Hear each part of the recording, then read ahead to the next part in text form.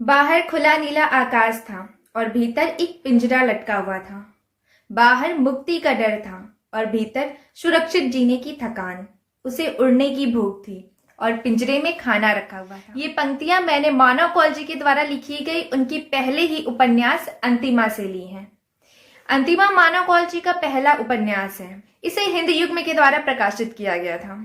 मानव को पढ़ना मुझे तभी से अच्छा लगता है जब मैंने पहली बार उनकी किताब रूह को पढ़ा, और तब से आज तक मैंने उनकी कई किताबें पढ़ी, जैसे चलता फिरता प्रेत, रूह, तितली और बहुत दूर कितना दूर होता है। अगर आप इन सब उपन्यासों का रिव्यू देखना चाहते हैं तो इन्हें मैंने अपने चैनल में शेयर किया हुआ है।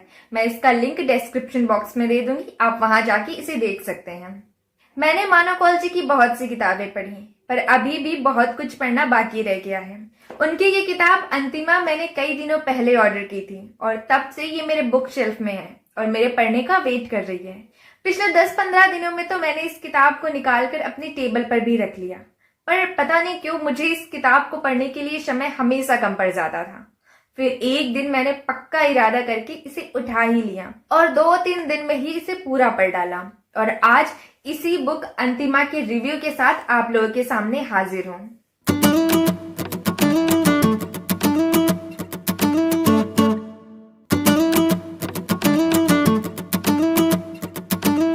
नमस्ते, मेरा नाम है अंजलि और स्वागत करती हूँ आप सभी का अपने इस YouTube चैनल स्टोरी टेलर अनु में। अपने इस चैनल के माध्यम से मैं एक छोटी सी कोशिश करती हूँ कुछ इंटरेस्टिंग बुक्स, कुछ ऐसे राइटर्स को आपसे रूबरू कराने की जिन्हें आपको जरूर पढ़ना चाहिए। तो चलिए बिना देरी के शुरू करते हैं आज का वीडियो और देखते हैं कि क्या है इस उपन्यास में। अंतिमा मानव कौलजी के द्वारा लिखा गया उनका पहला उपन्यास। मानव को पढ़ना मुझे हमेशा जयशंकर प्रसाद जी की याद दिला देता है, क्योंकि मानव के उपन्यास की शिल्प, संवेदना और भाषा जयशंकर प्रसाद जी के द्वारा शुरू की गई उनकी धारा मनोविश्लेषणवाद का नवीनतम स्वरूप है। मानव हर छोटी से छोटी चीज को इतनी गहराई से देखते और समझते हैं तथा उतनी ही गहराई से उसे अपने पन्नों पर उतारते हैं कि हमें हर उस छोटी से छोटी चीज से प्यार हो जाता है। मानव की ये किताब अंतिमा उनके द्वारा लिखा गया उनका पहला उपन्यास है। इस उपन्यास में मानव ने एक कहानी लिखने का सफर तय किया है।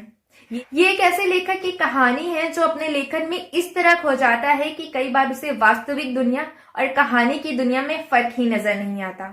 एक ऐसा लेखक जो कब जी रहा है और कब लिख रहा है ये तय कर पाना उसके लिए मुश्किल हो जाता है। उसकी कहानियों के किरदार उससे बातें करते हैं और उसे अपनी कहानियों को आगे बढ़ाने के लिए उनकी इजाजत मांगनी पड़ती है।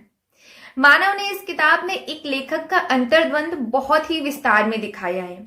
ये कहानी है रोहित की, जो अपने कहानी संग्रह को छपवाने के लिए संपादक को देता है, परंतु बाद में उनसे एक और कहानी जोड़ने के लिए कहता है और प्रिंटिंग रुकवा देता है। ये पूरा उपन्यास उसी एक अंतिम कहानी के लिखने की यात्रा है। रोहित मुंबई में रहता है और इस लॉकडाउन के कठिन समय में अपनी बची हुई एक कहानी को पूरा करने में लगा हुआ है। मानव की फीमेल कैरेक्टर मुझे हमेशा ही बहुत आकर्षक लगते हैं, फिर चाहे वो रूह और रूहानी हो या फिर अंतिमा और अरू। रोहित और उसके पिता के बीच का संबंध बिल्कुल वैसा ही है जैसे इंडिया में ज्यादातर पिता और बेटे के बीच होता है, एक मौन का रिश्ता। दोनों कहना तो बहुत कुछ चाहते हैं पर फोन करने के बाद ज्यादातर समय चुप ही रह जाते हैं और फिर कहाँ हो, कैसे हो जैसे कुछ औपचारिक सवालों तक ही खुद को सीमित कर देते हैं।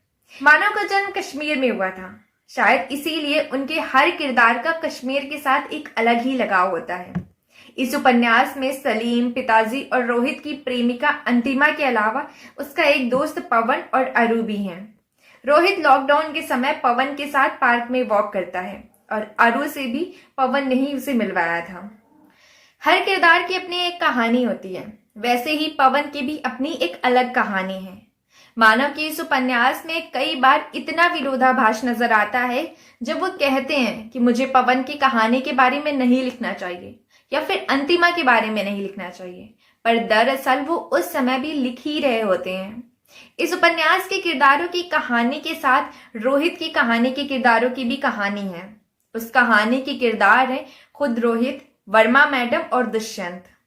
ये संयोग है या फिर जानबूझकर ऐसा है कि वर्मा मैडम का पूरा नाम भी अंतिमा वर्मा ही है।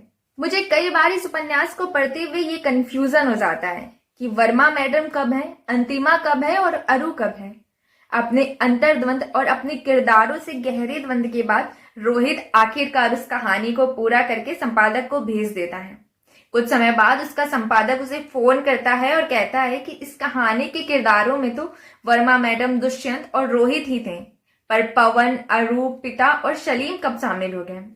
रोहित ने कहानी को लिखने में उस कहानी की लिखने की प्रक्रिया को भी लिख डाला था और उसका संपादक उस कहानी की प्रिंटिंग को रुकवाकर रोहित की उस कहानी को उपन्यास का रूप देकर प्रिंटिंग शुरू कराने की बात कह देता है। ये जो उपन्यास जो आज मेरे हाथों में है, ये रोहित की कहानी और कहानी के लिखने की प्रक्रिया का लिखा जाना ही है। मानव कहते हैं सुख जब घट रहा होता है तब उसका स्वाद बहुत ही शक्त होता है, उसके बीच जाने के बाद वह चाशनी सा बूंद बूंद टपकता है। जब मैंने इस उपन्यास को पढ़ना शुरू किया तो 20-30 पेज पढ़ते ही मुझे लगा कि मैं इससे बोर होने वाली हूँ, पर जैसे जैसे ये कहानी आगे बढ़ती गई मुझे ये बहुत रोचक लगने लगी।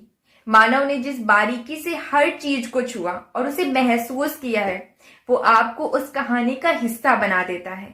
ये उपन्यास ना सिर्फ पाठकों को बल्कि मैं तो सजेस्ट करूंगी कि इसे लेखकों को भी पढ़ना चाहिए। आप भी इसे जरूर पढ़िए, आपको बहुत पसंद आने वाली है ये। मानव की इस उपन्यास को पढ़कर आप उनके जादुई जगत का हिस्सा बनने वाले हैं। तो बस जाइए और जल्दी से मानव की इस उपन्यास को पढ़ डालिए, बहुत ज्यादा एंजॉय करने वाले हैं आप लोग।